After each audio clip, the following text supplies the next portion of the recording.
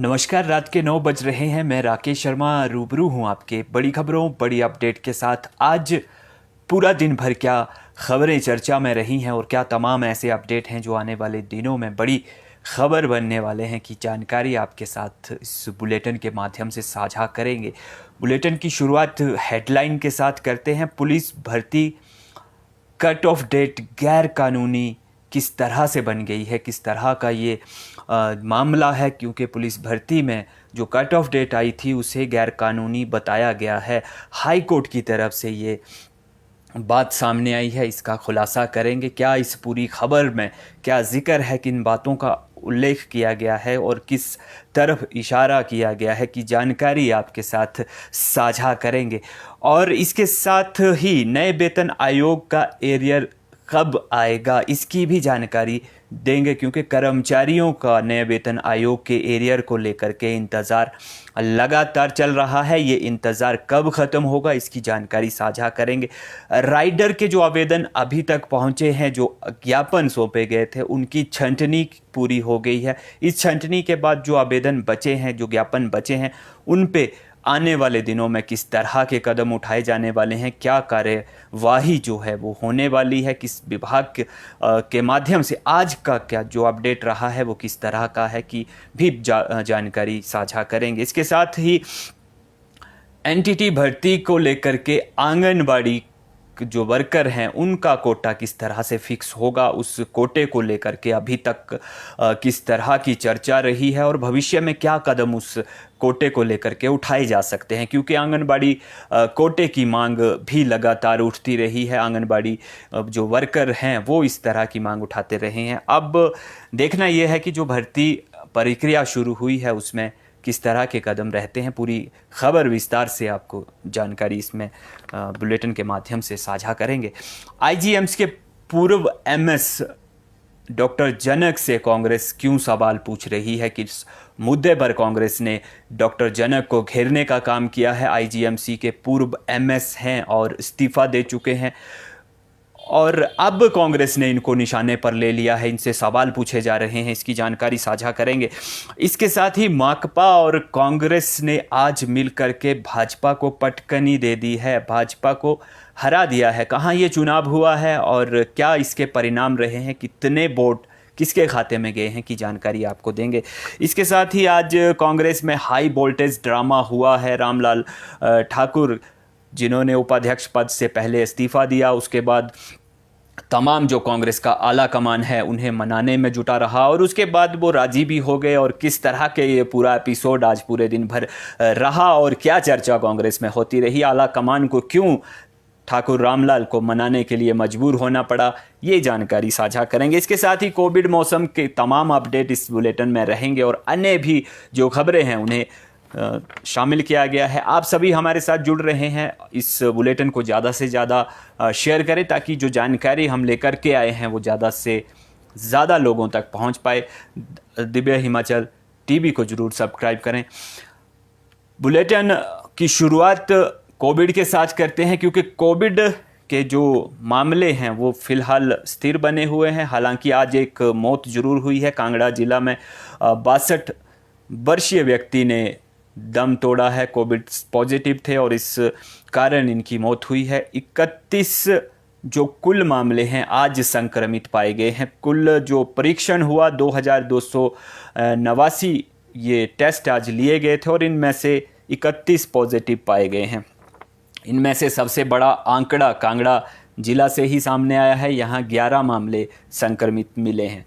बात मौसम की भी करते हैं, क्योंकि मौसम को लेकर के येलो अलर्ट जारी किया गया है। भारी बारिश होने वाली है और इस दौरान लोगों को नदी नाले के समीप ना जाने की सलाह एक बार फिर से मौसम विभाग की तरफ से दी गई है। कल के लिए ये अलर्ट है और भारी बारिश की चेतावनी इस दौरान रहेगी। मौसम लगातार रुख बदल रहा है और इसके साथ ही शीतलहर का जो प्रकोप है वो भी अधिक ऊंचाई वाले क्षेत्रों में शुरू हो गया है। आज के तापमान की बात करें तो केलांग में सबसे कम तापमान आज दर्ज किया गया है। यहाँ तापमान 10 डिग्री सेल्सियस से नीचे आ गया है। आज का तापमान 9 डिग्री सेल्सियस यहाँ रहा है। आज प्रदेश भर में सबसे गर्म जो क्षेत्र रहा वो ऊना है, यहाँ 34 डिग्री सेल्सियस तापमान रिकॉर्ड किया गया है।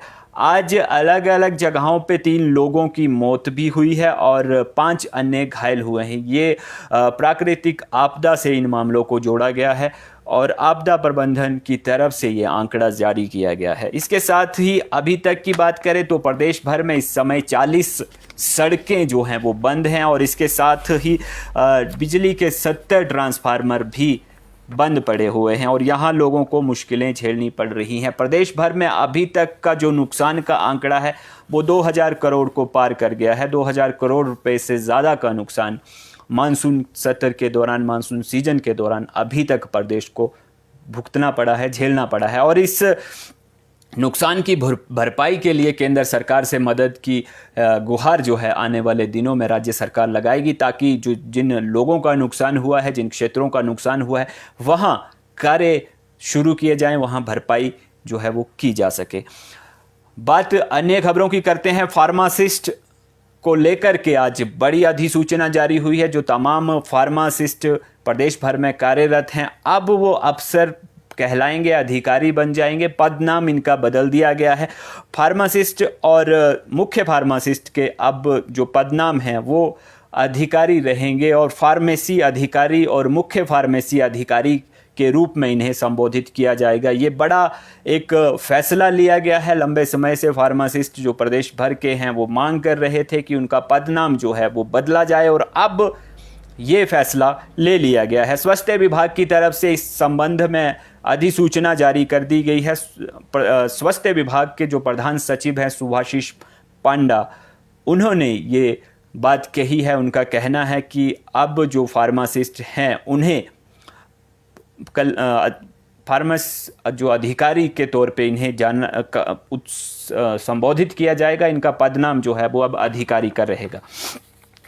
बात लंपी वायरस की भी करते हैं। लंपी वायरस को लेकर के बड़ा बयान आज सामने आया है और लंपी वायरस के लिए लगातार केंद्र सरकार से मदद की गुहार राज्य की तरफ से लगाई जा रही है और इसमें राज्य को एनडीआरएफ के तहत मदद मुहैया करवाने की मांग की जा रही है। इसमें जो मामला है अभी फ़िलहाल केंद्र सरकार के पास विचाराधीन है और जैसे ही केंद्र सरकार इस मामले पर कोई फैसला लेती है तो लंपी वायरस की वजह से जिन मवेशियों की मौत हो रही है उनके लिए आगामी दिनों में मदद मिल पाएगी। उनके जो पालक हैं, जो उन्हें पशुपालक हैं, उनके लिए ये मदद का आंकड़ा जो है वो मदद रहेगी। इसमें अभी तक 72,000 कुल पशु हैं, मवेशी जो हैं वो संक्रमित पाए गए हैं और मौत का आंकड़ा 3,000 को पार कर चुका है, जो लंपी वायरस की वजह से मवेशियों की मौत हुई है।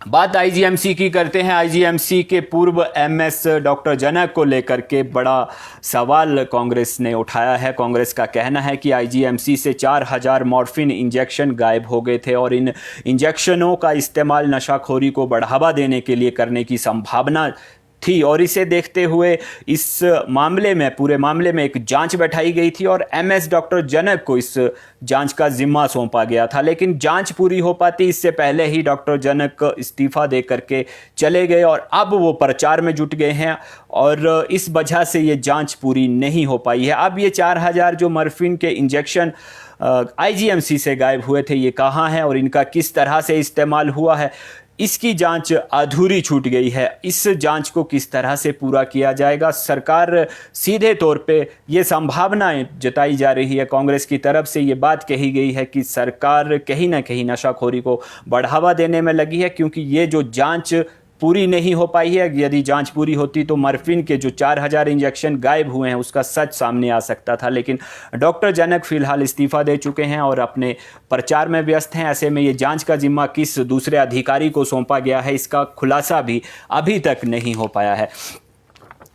एनटीटी भर्ती की बात करते हैं। एनटीटी भर्ती में आंगनबाड़ी का कोटा किस तरह से तय होगा, ये सवाल अभी भी बना हुआ है, क्योंकि आंगनबाड़ी का जो 30% सीटें देने की बात कही गई थी उस पे अभी तक मोहर नहीं लग पाई है। आंगनबाड़ी की जो व्यवस्था है उस पे फिलहाल जो अभी तक की बैठकें हुई हैं उसमें चर्चा नहीं हो पाई है। महिला एवं बाल विकास विभाग और शिक्षा विभाग के बीच में कोई बैठक नहीं हुई है। इस वजह से आंगनबाड़ी के कोटे को लेकर के फिलहाल संशय बना हुआ है। और इस समय एनटीटी के ड्राफ्ट की बात करें तो एनटीटी का ड्राफ्ट जो है वो शिक्षा विभाग तैयार कर रहा है और शिक्षा विभाग इस संबंध में महिला एवं बाल विकास विभाग से चर्चा करेगा और उसके बाद ही आंगनबाड़ी का कोटा तय होगा। लेकिन अभी तक जो बैठक इन दोनों विभागों के बीच में नहीं हो पाई है उसमें से ये साफ निकल करके आ रहा है कि जो 30% सीटें आंगनबाड़ी को देने की बात कही गई थी उसमें अभी तक कोई भी आगे की जो कार्यवाही है वो फिलहाल नहीं हो पा रही है। इसमें आगे की बात करें तो इस समय जो एनटीटी की भर्ती होनी है उसमें 10,800 वेतनमान तय कर दिया गया है। 4,475 पदों पर ये भर्तियां होनी है और ड्राफ्ट जो है वो शिक्षा विभाग तैयार कर रहा है। और इसके साथ ही डिप्लोमा को लेकर के भी अभी फैसला इसमें आना है, क्योंकि डिप्लोमा जो है वो 1 साल का मान्य होगा या 2 साल का मान्य होगा, इस पर जवाब अभी तक तय नहीं हुआ है। और शिक्षा विभाग ही ड्राफ्ट तैयार करके इन तमाम जो फैसले इसमें तय किए जाने हैं उनका ड्राफ्ट तैयार करके कैबिनेट में प्रस्तुत करेगा और कैबिनेट ही इस भर्ती को फिर आगे मंजूरी देगी। फिलहाल आंगनवाड़ी को लेकर के जो उनका कोटा फिक्स होना है 30% सीटों की बात कही जा रही थी और आंगनवाड़ी के जो वर्कर हैं उन्हें बड़ी उम्मीद थी, क्योंकि आंगनवाड़ी वर्करों को इस समय 9,000 रुपये वेतन पर इन्हें तैनात किया गया है और अब ये इन्हें लग रहा था कि कहीं ना कहीं एनटीटी में इनकी तैनाती जो है वो होगी। लेकिन फ़िलहाल अभी तक का बड़ा अपडेट यही है कि एनटीटी भर्ती को लेकर के आंगनबाड़ी में किसी तरह की चर्चा नहीं हो पा रही है और महिला एवं बाल विकास विभाग और शिक्षा विभाग के बीच में कोई भी बैठक अभी नहीं हुई है और इस बैठक के बाद ही ये तय होगा कि आंगनबाड़ी के लिए कितना कोटा रह पाता है, क्योंकि शिक्षा विभाग ड्राफ्ट तैयार कर रहा है और शिक्षा विभाग ही तमाम अन्य विभागों से जो इस एनटीटी भर्ती के साथ जुड़े हुए के साथ बैठक करेगा और उस बैठक के बाद प्रारूप तय करके कैबिनेट में भेजा जाएगा। बात नए वेतन आयोग की कर लेते हैं, क्योंकि जो कर्मचारियों के लिए फिक्स एरियर की बात है और उसमें अब कर्मचारियों जो मुख्यमंत्री की घोषणा और कैबिनेट में दिए गए निर्देशों के बाद राज्य के सरकारी कर्मचारियों और पेंशनरों को नए वेतन आयोग का एरियर मिल रहा है। 1 या 2 दिन में इसकी संबंध में अधिसूचना जारी हो सकती है। हालांकि इस संबंध में अभी अधिसूचना का इंतज़ार चल रहा है। 1 या 2 दिन में जो आगामी समय है उसमें इस अधिसूचना को जारी किया जा सकता है। सरकारी कर्मचारियों को फिक्स अमाउंट एरियर देने की बात कही जा रही है, जबकि पेंशनरों के लिए परसेंटेज का फार्मूला लगाया गया है। पेंशनर जो हैं उनके लिए परसेंटेज रहेगी और जो कर्मचारी हैं उन्हें फिक्स अमाउंट एरियर रहेगा। इस सब के लिए राज्य सरकार ने 2,500 करोड़ रुपए का जो ऋण है वो लेने की बात कही है और इसमें से 1,200 करोड़ रुपए जो हैं वो एरियर पर खर्च किए जाएंगे। पूर्व में जब ये घोषणा हुई थी 15 अगस्त को मुख्यमंत्री ने जब इस बारे में घोषणा की थी तो 1,000 करोड़ रुपए एरियर की बात कही गई थी, लेकिन अब इसे बढ़ा करके 1,200 करोड़ रुपया 1,200 करोड़ रुपया कर दिया गया है और 2016 से इस एरियर का भुगतान होना है। कर्मचारी इसका इंतज़ार कर रहे हैं कब इसका भुगतान हो। तो अब इस संबंध में 1 या 2 दिन के अंदर जो अधिसूचना है वो जारी हो सकती है, इसकी संभावना प्रबल बनी हुई है और इसका जो मूल है उसमें कर्मचारियों को फिक्स एरियर और पेंशनरों को परसेंटेज के हिसाब से जो अदायगी है वो होनी तय है। इसके साथ ही राइडर की भी बात करते हैं, क्योंकि राइडर को लेकर के जो आपत्तियां दर्ज होनी थी, जो 2 दिन का समय तय किया गया था राजपत्रित कर्मचारी महासंघ कार्यालय में, ये आपत्तियां दर्ज होनी थी और 89 कैटेगरी जो हैं वो इसमें तय की गई थी। 40 ज्ञापन अलग अलग श्रेणियों से इस दौरान सामने आए हैं और इसमें से 2012 के लेफ्ट आउट मामलों की छंटनी कर दी गई है। 2012 के जो लेफ्ट आउट मामले थे उनकी छंटनी कर दी गई है और उसके बाद जो ज्ञापन बाकी बचे हैं उन सभी को अब वित्त विभाग को सौंप दिया गया है। यानी अब वित्त विभाग इन तमाम जो बाकी मामले बचे हैं उन पे ऊपर फैसला करेगा। जिस तरह की आपत्तियां दर्ज करवाई गई हैं उन आपत्तियों को किस तरह से दूर किया जा सकता है, अब इसके ऊपर चर्चा आगामी दिनों में तेजी के साथ शुरू हो जाएगी। और ये 40 कुल ज्ञापन हैं और वित्त विभाग अब इन पे आगामी दिनों में लगातार चर्चा करेगा और 2012 के लेफ्ट आउट मामलों की छंटनी जरूर इसमें से कर दी गई है। बात पुलिस भर्ती की करते हैं। पुलिस भर्ती की कट ऑफ डेट को गैरकानूनी माना गया है, बताया गया है। हाई कोर्ट की तरफ से आज ये बड़ी अपडेट सामने आई है। प्रदेश हाई कोर्ट ने पुलिस कांस्टेबल की भर्ती में पूर्व सैनिकों के लिए आरक्षित पदों की 31 अक्टूबर 2019 से 30 दिसंबर 2020 की कट ऑफ डेट को गैरकानूनी ठहराते हुए रद्द कर दिया है। ये एक बड़ा फैसला लिया गया है हाई कोर्ट की तरफ से। हाई कोर्ट ने जो प्रार्थी हैं जिन्होंने याचिका दायर की थी उनकी दलील को सही माना है, सही पाया है और सेवानिवृत्ति की कट ऑफ डेट निर्धारित करते समय उनके साथ अन्याय हुआ, इसे स्वीकार किया है। इसके साथ ही उन्होंने कहा है कि 31 जनवरी 2018 से 30 सितंबर 2019 के बीच जो सेवानिवृत्त हुए हैं उन्हें पुलिस कांस्टेबल भर्ती के में भूतपूर्व सैनिकों के लिए आरक्षित पदों के लिए कोई भी अवसर प्रदान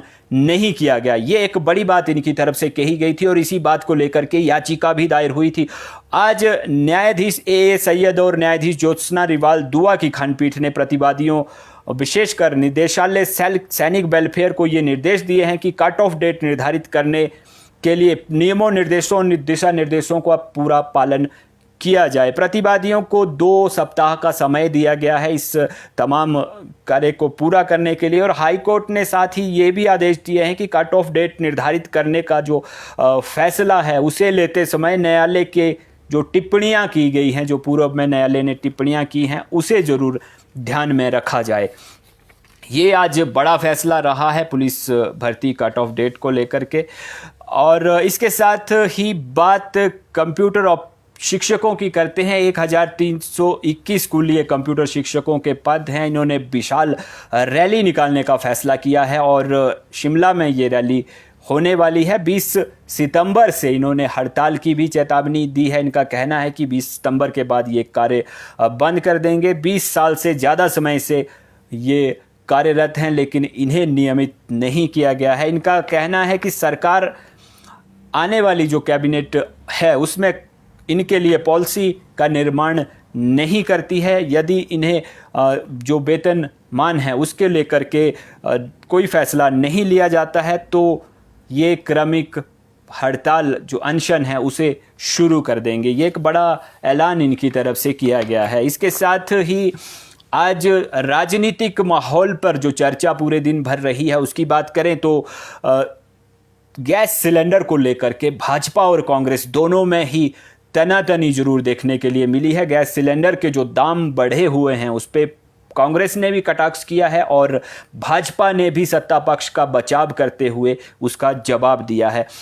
भाजपा की बात करें तो आज खाद्य आपूर्ति मंत्री ने कहा है कि 3,41,000 जो गृहिणी सुविधा योजना के तहत सिलेंडर हैं वो पूरे प्रदेश भर में आवंटित किए गए और इन सिलेंडरों की वजह से प्रदेश पूरे देश भर में धुआं मुक्त राज्य के तौर पर उभर करके सामने आया और इसका पुरस्कार राज्य को मिला है। ये बात उन्होंने कही है। उन्होंने इसके साथ ही ये भी कहा है कि परिवारों को जो डिपुओं से 3 दालें, 2 लीटर तेल, नमक, चीनी उपलब्ध करवाई जा रही है उस पर राज्य सरकार 215 करोड़ रुपए का बजट भी खर्च कर रही है।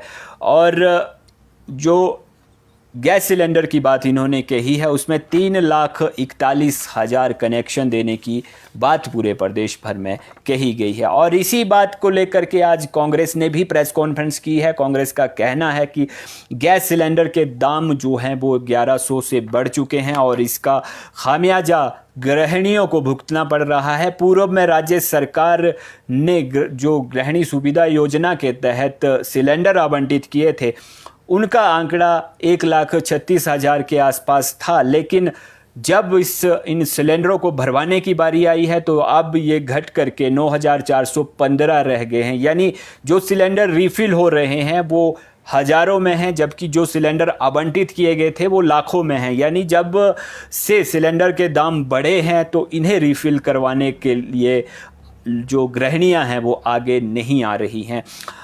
मीडिया पर भारी हैं कांग्रेस की अलका लांबा, और इन्होंने कहा है कांग्रेस ने जो 10 गारंटियां दी हैं उसमें 1,500 रुपये महीना महिलाओं को देने की बात भी कही है। और इन्होंने साफ किया है कि जो 1,500 रुपये महीना कांग्रेस महिलाओं को देगी उसमें से महिलाएं जब तक केंद्र में कांग्रेस की सरकार नहीं आती है सिलेंडर भरवाने का खर्च कम से कम उठा पाएंगी।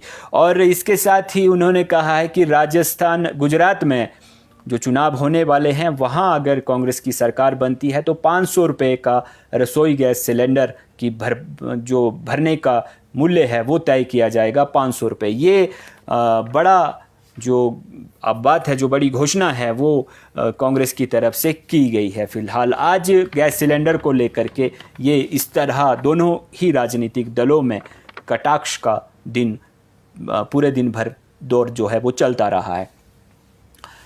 आज विश्वविद्यालय में चुनाव थे और इस चुनाव में माकपा और कांग्रेस ने मिलकर के भाजपा समर्थित जो उम्मीदवार थे उन्हें परास्त कर दिया है, उन्हें हरा दिया है। ईसी और कोर्ट पद के लिए ये चुनाव आयोजित किए गए थे विश्वविद्यालय में, और इस चुनाव में माकपा और कांग्रेस ने मिलकर के ये चुनाव लड़ा है। इसमें जो माकपा और कांग्रेस समर्थित प्रत्याशी थे कोर्ट पद के लिए, उसमें रामलाल को 382 मत मिले हैं, ये माकपा समर्थित थे, और बुधिराम जो भाजपा समर्थित थे उन्हें 339 मत हासिल हुए हैं, और 43 मतों से रामलाल ने ये मुकाबला जो चुनाव है वो जीत लिया है।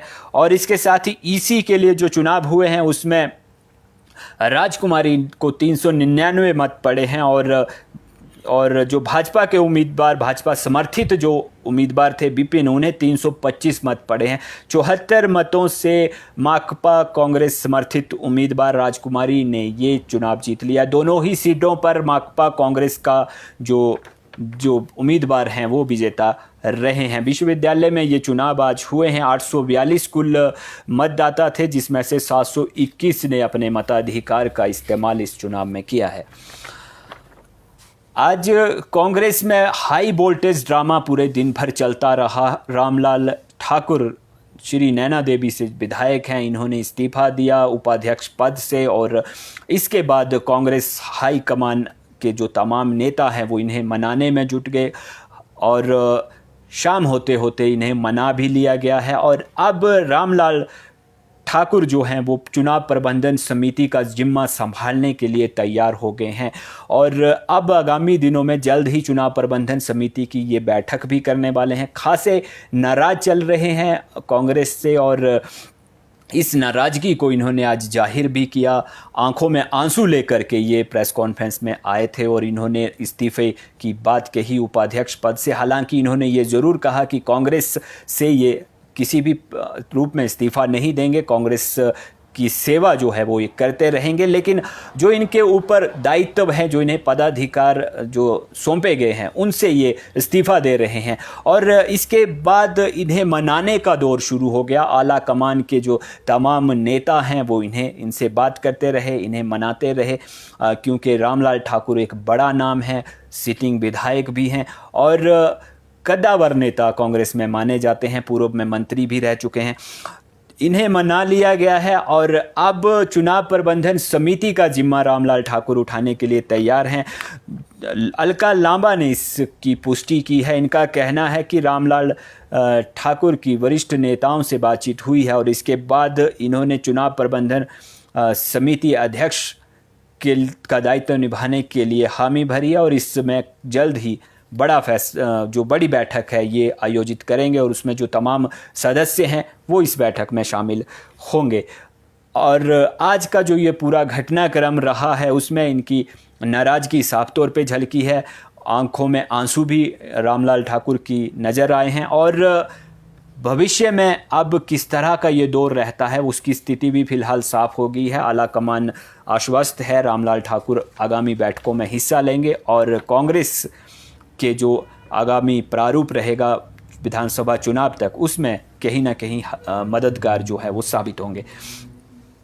बात अपराध जगत से जुड़े समाचार की करते हैं। आज एक व्यक्ति के खाते से जो शिमला का रहने वाला है 25,85,000 रुपये निकाले गए हैं और इस व्यक्ति ने बैंक प्रबंधक पर एफआईआर दर्ज करवाई है। व्यक्ति का कहना है कि जब ये अपना खाता खुलवाने के लिए बैंक में गया था तो उस समय इसने अपना मोबाइल नंबर जो है वो अंकित करवाया था, बैंक प्रबंधक को दिया था, लेकिन बैंक प्रबंधक ने उसके मोबाइल नंबर की जगह किसी दूसरे का नंबर दर्ज कर दिया और इसकी वजह से उसे मोबाइल पर संदेश नहीं आ रहे थे। आज जब ये मोबाइल पर संदेश ना आने की शिकायत लेकर के बैंक में पहुंचा तो उसे बैंक से 25,85,000 रुपये निकाले जाने का पता चला और इसके बाद इसने पुलिस में शिकायत दर्ज करवा दी है और इस शिकायत के बाद एसपी शिमला मोनिका भटुंगरू ने पुष्टि की है कि बैंक प्रबंधक के खिलाफ 420 आईपीसी की धारा के तहत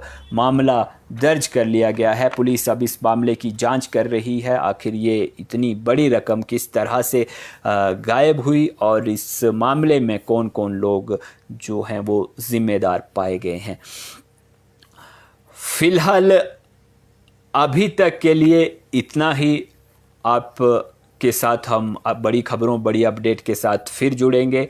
फिलहाल इजाज़त लेने का वक्त है, मुझे इजाज़त दीजिए, फिर मुलाकात होगी। तब तक के लिए नमस्कार, जय हिंद।